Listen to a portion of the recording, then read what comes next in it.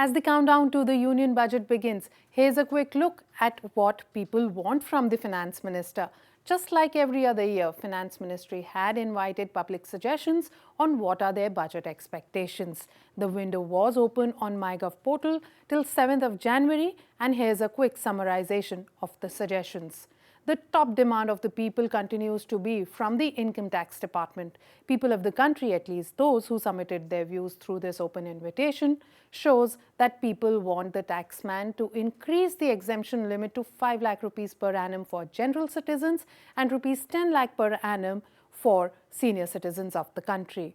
The other wish list includes reduction of taxes on petrol and diesel so that it becomes affordable and cheaper to commute in the country. This followed by an exemption from long-term capital gain taxes. The employed class also wants the Finance Minister to not to tax their interest either on their Provident Fund or their contribution towards voluntary savings in the Provident Fund window. The citizens also want the tax department to be generous and give an exemption from taxes on expenses made by an individual towards his own training and learning subscriptions, especially the demand finding its feet given that pandemic led to a lot of job losses and people are utilizing this time to reskill and upgrade themselves for a better position.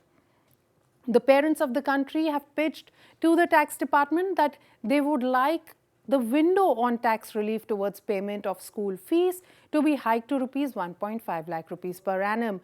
Given the cost of education going up, especially across cities, rather some parents also want the entire school fees paid towards education of children should be exempted, and they are willing to provide the exemption proof by submitting the fee payment receipts.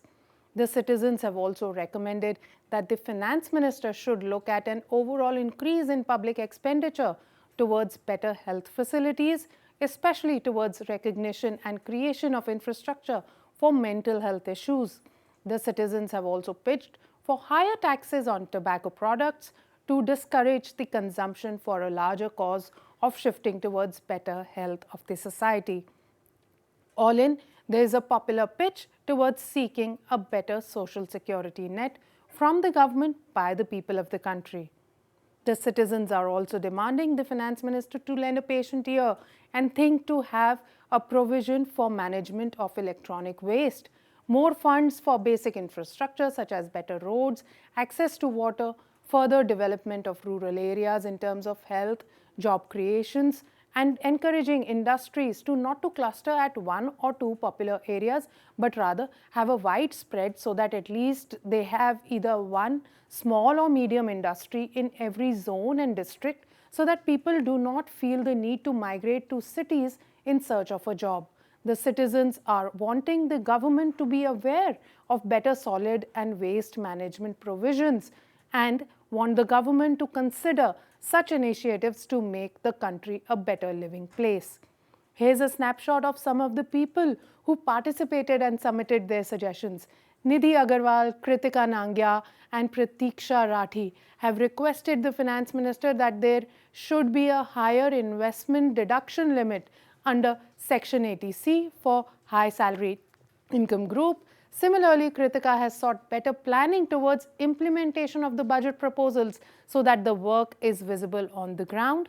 And Pratiksha is expecting the Finance Minister to be sympathetic by providing a flexibility towards debtors who have suffered due to COVID, maybe in cases where they have lost a family member. So let's see whether Finance Minister Nirmala Sitharaman is actually able to accommodate some of these suggestions, whether the taxman becomes generous and gives a new window to the salaried class with increased exemptions, and not to forget whether the government comes up with a wider coverage of social security features according to today's challenges. It's 1st February, that is the test date for the dear Finance Minister.